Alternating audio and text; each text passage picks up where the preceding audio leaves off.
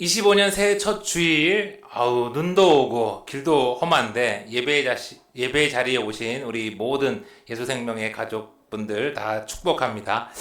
전후좌우로 서로 한번 인사했으면 좋겠습니다. 예수님과 함께 형통합시다. 예수님과 함께 형통합시다. 새해 복 많이 받고요. 형통. 예수님과 함께 형통하는 게 최고인 것 같아요. 여러분, 오늘 요한은요, 예수님이 바로 이 땅에 오신 하나님이심을 증거하려고 요한복음을 기록했다고 했어요. 특히 그것을 위해서 요한은 일곱 가지 표적을 골라서 예수님이 하나님 되심을 이렇게 증거했는데, 오늘 우리가 읽은 이 본문은요, 예수님이 날 때부터 이 맹인되었던 이를 보게 한 기적, 이건 몇 번째 표적일까요? 7개 중에서 여섯 번째 표적이었어요. 그런데 여러분, 예수님이 수많은 병자와 또 장애인들을 고쳐주셨고, 귀신 들린 사람도 이렇게 귀신을 쫓아내 주셨는데, 하필 요한은요, 왜 그 많은 기적들 중에서 오늘 이 맹인 되었던 사람을 보게 한 이 사건을 여섯 번째 표적으로 이렇게 뽑아서 우리에게 기록해 주었을까요? 구약에 많은 선지자, 예언자들도 기적들을 행했습니다. 특별히 이 엘리사 같은 경우에는요, 다른 기적뿐만 아니라 죽은 아이까지도 살렸어요. 그런데 그 많은 구약의 기적들 중에서 맹인을 보게 한 기적은 없었나 봐요. 거기다가 이사야 29장 18절을 한번 볼게요. 그날에 못 듣는 사람이 책의 말을 들을 것이며 어둡고 깜깜한 데에서 맹인의 눈이 불 것이며 또 이사야 35장 5절에도 그때에 맹인의 눈이 밝을 것이며 못 듣는 사람의 귀가 열릴 것이며 이 이사야의 예언을 통해서 이스라엘 백성들은요, 이 맹인이, 이 시각 장애인이 눈을 뜨게 된다면 그는 틀림없이 모세가 약속했던 바로 그 선지자, 바로 우리에게 올 메시아라고 생각을 한 거예요. 그래서 또 세례 요한이 이제 감옥에 갇혀서 이제 죽게 될지 몰랐을 때 그는 제자들을 보내서 이 예수님께 당신이 우리가 그렇게 기다렸던 메시아가 맞는지 아닌지를 확인했어요. 그때 예수님이 이 세례 요한의 제자들한테 가르쳐준 증거가 무엇이었냐면요, 마태복음 11장 5절 볼게요. 맹인이 보며 못 걷는 사람이 걸으며 나병 환자가 깨끗함을 받으며 못 듣는 자가 들으며 죽은 자가 살아나며 가난한 자에게 복음이 전파된다 하라. 이때도 예수님이 자신이 약속된 메시아임을 드러내는 첫 번째 증거로 언급한 게 뭐라고요? 맹인이 보게 되는 것. 지금도 많은 사람들이 이 병과 장애로 어려움을 겪고 있지만 그 당시에는요, 눈이 보이지 않는 것만큼 참 힘들고 위험하고 괴로운 일이 없었던 것이죠. 그래서 요한은요, 예수님이 오늘 맹인을 보게 하신 이 표적을 통해서 예수님이야말로 이 땅에 오신 하나님이시며 세상의 빛임을 드러내고 증거하고 있는 거예요. 그런 배경 속에서 여러분, 오늘 이 본문의 말씀을 다시 한번 들어볼게요. 1절부터. 예수께서 길을 가실 때에 날 때부터 맹인된 사람을 보신지라. 제자들이 물어 이르되 랍비여, 이 사람이 맹인으로 난 것이 누구의 죄로 인함이니까? 자기니까 그의 부모니까? 예수님과 제자들이 함께 길을 가고 있었어요. 그런데 그때 누구를 봤어요?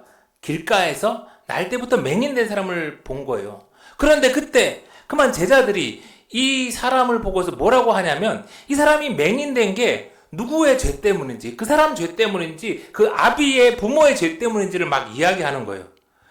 길에서 구걸하면서 하루하루를 힘들게 살아가고 있는 이 불쌍한 사람을 보고서 도대체 제자들은 왜 이런 말을 했을까요?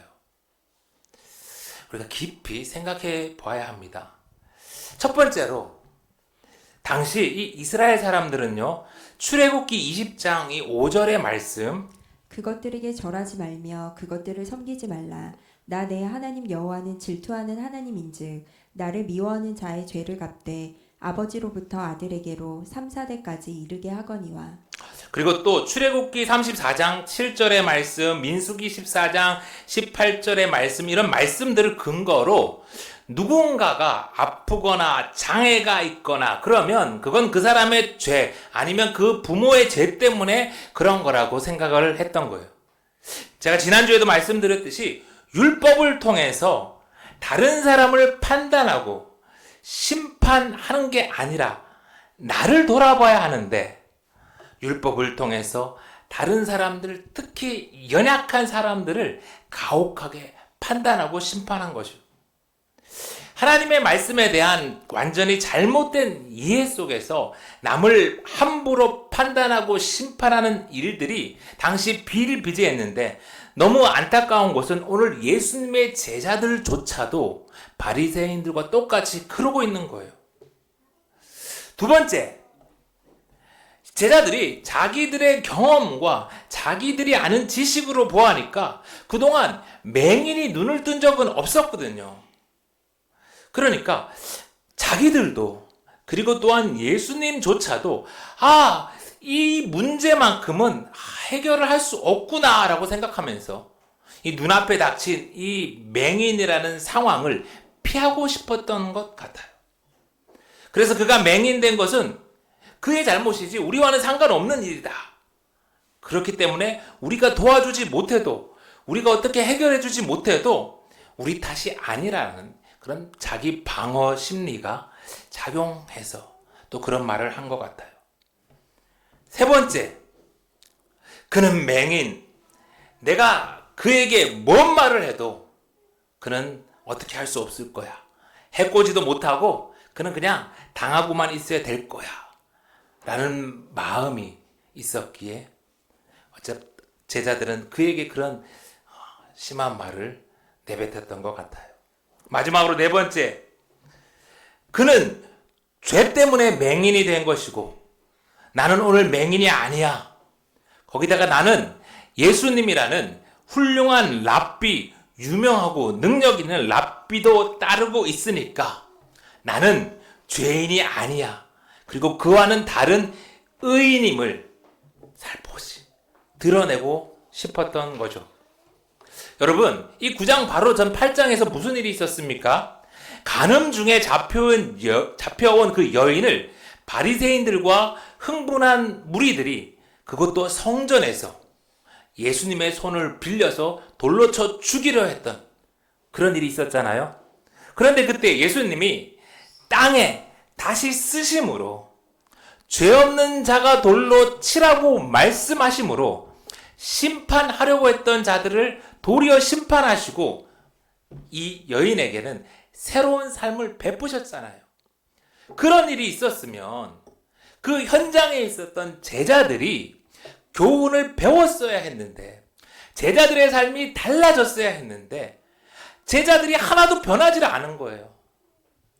길가에서 구걸하면서 이렇게 힘겹게 살아가는 이 불쌍한 맹인을 보고서 그들은 여전히 율법으로 판단하고 그들은 여전히 자신의 의로움을 드러내고 싶었던 거예요. 간음한 여인을 돌로 치려 했던 바리새인뿐만 아니라 이 맹인을 보고 그렇게 가슴 아픈 말을 했던 이 제자들 역시 또한 다시 눈을 떠야 할 역시 맹인이었던 거죠. 첫 번째, 세상 사람들이 다 그렇게 하니까.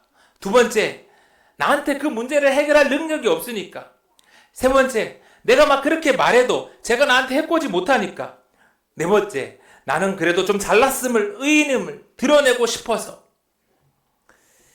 그렇게 제자들은 맹인을 향해서 말했어요.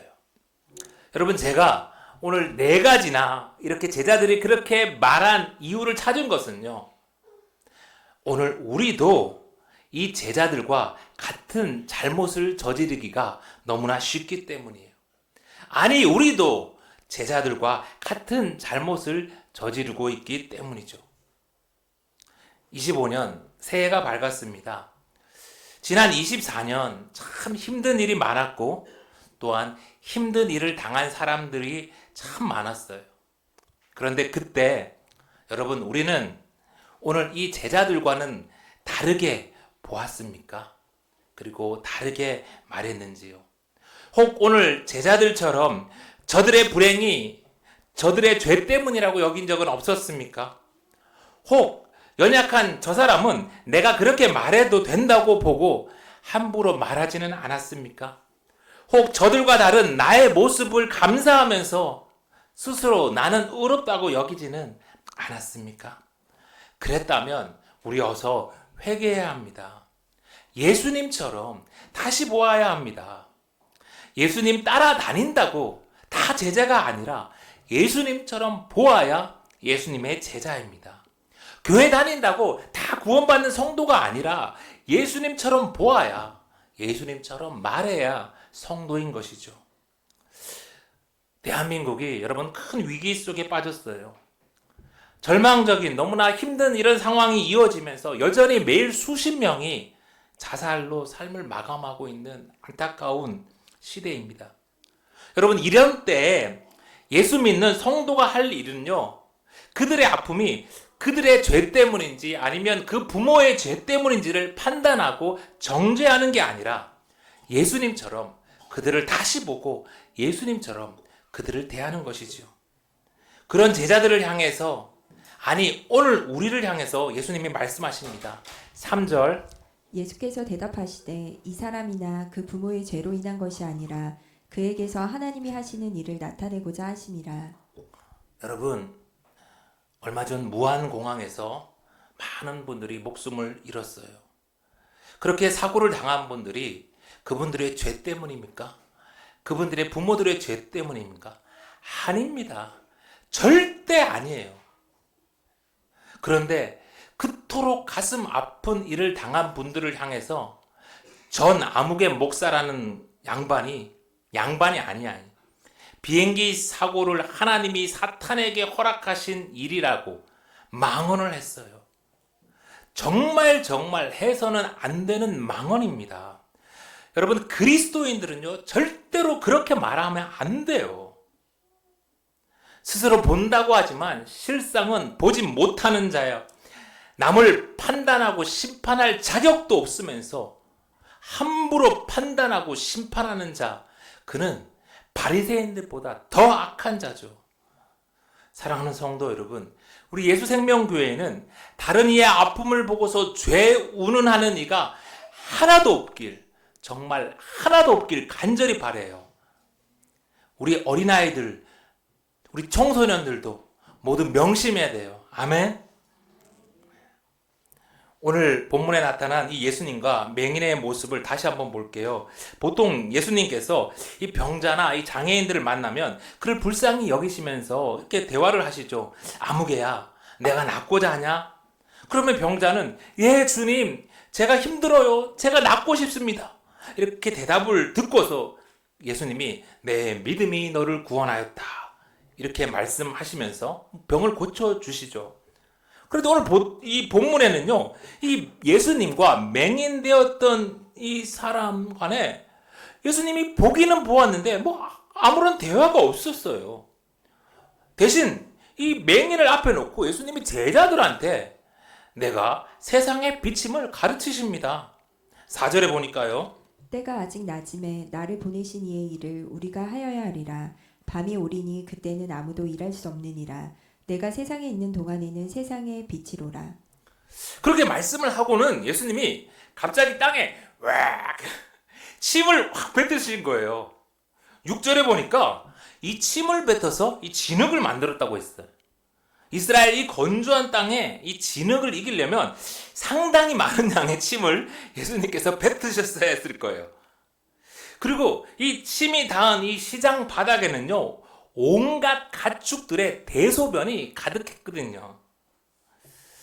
여러분 맹인은요 눈이 보이지 않는 대신 청각이 대신 많이 발달한다고 합니다.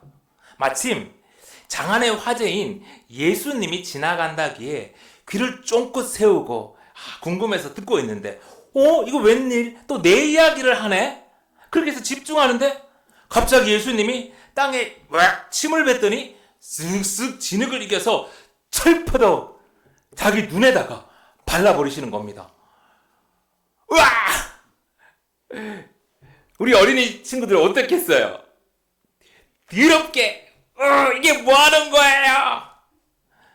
아니, 좋게 안수해서 고쳐주셔야지. 내가 못 본다고 이 더러운 침을 내 눈에 발라? 으악! 내가 아무리 맹인이라도 그렇지 당장 고소할 거야. 뭐 이러지 않았겠어요? 그런데 놀랍게도요, 오늘 이 맹인이 어떻게 합니까? 가만히 있어요. 아니, 가만히만 있은 게 아니라 예수님이 가서 실로암 못에 가서 씻으라 하니까 묻지도 따지지도 않고 가서 씻습니다. 아무리 살펴봐도 예수님이 이 맹인에게 한 말은 이게 다예요. 실로암에게 가서 네가 씻으면 네 눈이 떠질 거야. 보게 될 거야.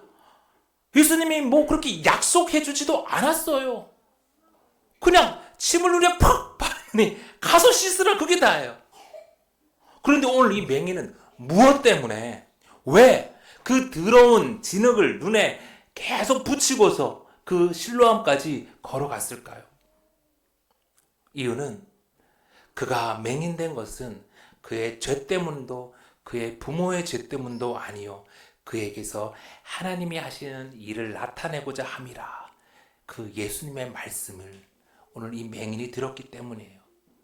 세상 사람들은 다 내가 맹인된 것을 내 죄 때문이다, 내 부모의 죄 때문이다 이렇게 손가락질하는데 예수님만은 나를 전혀 다르게 봐주셨어요. 그리고 다르게 말씀하셨어요. 세상과는 다른 그 예수님의 시선, 세상과는 다른 그 예수님의 말 때문에 그는 더러운 진흙을 눈에 붙인 채 그 먼 실로암까지 가게 된 것이죠.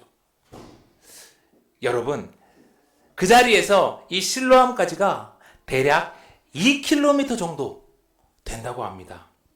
여러분, 2km, 우리가 그냥 걸어가기도 쉽지 않은데 맹인이에요, 맹인. 앞이 전혀 안 보이는 맹인이 그 복잡한 시장길을 지나서 2km나 되는 거리를 힘겹게 가야 되는 거예요. 그랬으면 오늘 예수님께서 인심 좋게 그 자리에서 팍 고쳐주실 만도 한데 그냥 진흙만 쓱쓱 이겨서 바른 다음에 볼지어다 해서 봐주실 만도 한데 왜 그 먼 거리를 이 맹인이 고달프게 걸어가게 하셨을까요? 이 시장 바닥을 힘들게 헤치면서 맹인은 끊임없이 사람들한테 실로암으로 가는 길을 물었을 거예요. 이보시오, 이보시오, 이 길이 실로암으로 가는 길이 맞소? 이 길이 정녕 실로암으로 가는 길이 맞소? 실로암, 실로암, 나를 실로암으로 좀 인도해 주시오. 여러분, 실로암은요, 보냄을 받았다라는 뜻이에요. 이 연못에, 이 실로암이라는 연못에 다다를 때까지 오늘 이 맹인은 반복해서 실로암, 실로암을 외치며 보냄을 받았다, 보냄을 받았다라는 그 말이 자기의 마음에 깊이 새겨졌을 겁니다. 힘들게 시장을 헤치면서 실로암까지 나아갔던 그 시간은 평생 나는 버림받은 인생인 줄 알았는데, 그렇게 깨진 마음으로 살아갔는데 그의 마음에 다시 나는 하나님께 보냄을 받은 사람이라는 말씀이 새겨지는 그런 시간이었어요. 여러분, 그건 우리도 마찬가지예요. 주님이 우리의 문제를 바로 그 자리에서 즉시 해결해 주지 않고 때로는 고난 가운데 걸어가게 하시는 것은 우리가 버림받은 인생이 아니라 우리가 보냄받은 인생임을 우리의 마음에, 우리의 삶에 새겨주시기 위함이죠. 힘겹게 실로암에 도착해서 예수님 말씀대로 씻자 그의 눈이 떠져서 세상을 보게 됩니다. 그렇게 그는 예수님이야말로 하나님이 보내주신 메시아이고 예수님이야말로 세상의 빛임을, 그리고 내가 이때까지 고난당한 것조차도, 맹인된 것조차도 하나님의 일을 드러내기 위한 하나님의 섭리라는 것을 깨닫게 되죠. 여러분, 오늘 이 실로암 연못 말고 요한복음 5장에 베데스다라는 연못이 있었죠. 거기에 누가 있었습니까? 38년 된 병자, 38년이나 병으로 고통받는 사람이 있었어요. 그 역시 아무런 노력도 하지 않았지만 예수님이 오셔서 그를 불쌍히 보시고 그를 고쳐주셨어요. 그는 아무런 노력도 하지 않았어요. 그저 예수님이 은혜로 그를 그 자리에서 고쳐주셨어요. 그랬는데 그는 그렇게 큰 은혜를 입었음에도 불구하고 감사하기는커녕 예수님을 바리새인들에게 고발했고 예수님이 그 때문에 큰 고초를 겪게 되었죠. 그와 반면에 오늘 이 맹인은 예수님이 너를 고쳐주겠다고 약속도 말씀도 하지 않았어요. 그저 가서 씻으라. 더럽게 눈에 막 침 흙 발라가지고 그랬을 뿐인데 오늘 그는 말씀에 순종해서 진흙을 눈에 묻힌 채 실로암까지 그 먼 길을 갔습니다. 그리고 씻었죠. 그래서 그는 그의 육의 눈뿐만 아니라 영의 눈도 뜨게 된 거예요. 그래서 그는 예수님께 돌아온 거예요. 그래서 그가 바리새인들 앞에 섰을 때 38년 된 병자와 달리 그는 출교도 두려워하지 않는 예수님의 증인이 되었어요. 그래서 주님은 종종 우리에게도 눈에 진흙을 묻힌 채 실로암까지 걸어가게 하십니다. 여러분, 제가 백혈병에 걸렸는데 하루아침에 그 자리에서 만약에 주사 한 대 맞고 고침을 받았다면 예수 생명이 제 인생의 가장 소중한 진리가 되었을까요? 실로암까지 보냄받은 그 자리까지 많이 넘어지고 많이 아팠지만 그 과정 가운데 그 길에서 날마다 하나님의 말씀이 제 삶에 새겨지고 제가 새 생명을 얻었기에 제 안에 새겨진 예수 생명은 제 인생의 가장 소중한 진리가 되었어요. 그러니 사랑하는 성도 여러분, 당장 이 자리에서 기적이 일어나지 않는다고 우리 너무 속상해하지 맙시다. 어두운 밤, 캄캄한 밤, 새벽을 향해 나아가는 여러분의 길에도 좋으신 주님이 언제나 함께 하십니다. 아멘. 그런데 여러분 혹시 오늘 내 삶은 너무 힘들어서 난 예수님처럼 볼 수 없어요 하는 그런 사람이 있습니까? 여러분, 예수님이 오늘 이 맹인을 만났을 때가 언제일까요? 바로 앞에 8장 58절에 보니까 예수께서 이르시되 진실로 진실로 너희에게 이르노니 아브라함이 나기 전부터 내가 있느니라 하시니 그들이 돌을 들어 치려하거늘 예수께서 숨어 성전에서 나가시니라. 예수님이 오늘 이 맹인을 만났을 때는 오병이어의 기적으로 사람들이 예수님을 막 왕으로 모시려는 그런 때가 아니었어요. 오히려 반대로 분노한 사람들이 예수님을 돌로 쳐 죽이려고 해서 겨우 성전에서 탈출하신 그런 때였어요. 지금 예수님이 여유가 있어서 누구를 돌보고 도와줄 상황이 아니었어요. 그런데 그런 상황임에도 불구하고 예수님은 이 맹인을 하나님 아버지의 마음으로 보신 거예요. 조건이 좋을 때, 환경이 좋을 때, 여유가 있을 때 좋게 보는 것은 예수 안 믿는 세상 사람들도 다 할 수 있습니다. 그러나 주님은 우리에게 조건과 환경에 상관없이 다시 보라고 말씀하세요. 하나님, 내가 어떻게 그럴 수 있을까요? 새해 첫 수요 기도회 때 말씀, 이스라엘을 이끌던 위대한 지도자 모세가 죽어서 모든 것이 무너지고 앞이 캄캄한 것 같을 때 하나님이 여호수아에게 뭐라고 하셨어요? 강하고 담대하라, 강하고 담대하라, 강하고 담대하라. 하나님은 여호수아에게 3번이나 강하고 담대하라고 말씀하셨어요. 전쟁이 코앞이고 그동안 우리를 이끌던 위대한 지도자 모세는 죽었는데 여호수아가 어떻게 그럴 수 있습니까? 내 앞에 모세는 안 보이지만 적들은 코앞에 있지만 하나님이 함께 하시니 강하고 담대하라는 거예요. 강하고 담대히 세상을 다시 보라는 거예요. 사랑하는 성도 여러분, 만왕의 왕이신 예수님이 세상 끝날까지 너희와 함께 하시겠다고 약속하셨습니다.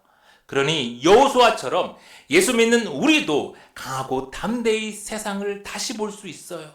어떤 조건과 환경과 상관없이 우리는 예수님과 함께 예수님처럼 다시 보아야 합니다. 그렇다면 어떻게 해야 예수님과 함께 예수님처럼 볼 수 있을까요?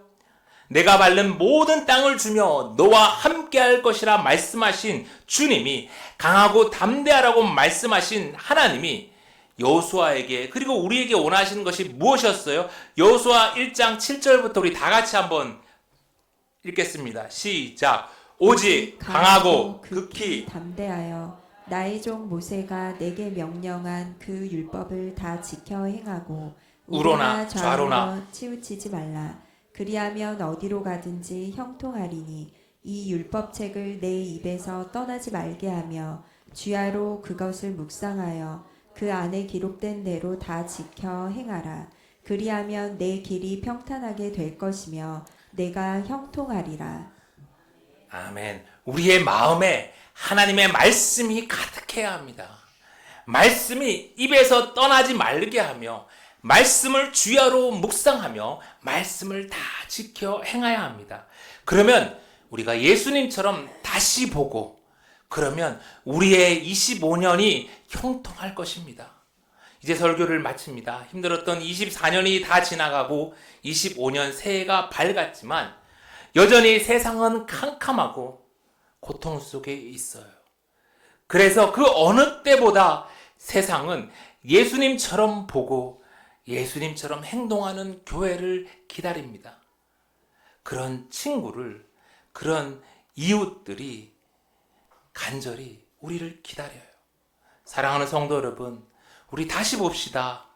예수님의 말씀을 가득 담고 예수님처럼 다시 보고 예수님처럼 다시 말합시다. 그러면 생명의 떡인 예수님이 우리를 늘 배부르게 할 것입니다. 영원한 생수인 예수님이 우리를 늘 시원하게 할 것입니다. 세상이 아무리 캄캄해도 세상의 빛 되신 예수님이 우리의 길을 밝히시고 우리의 삶을 형통하게 할 것입니다.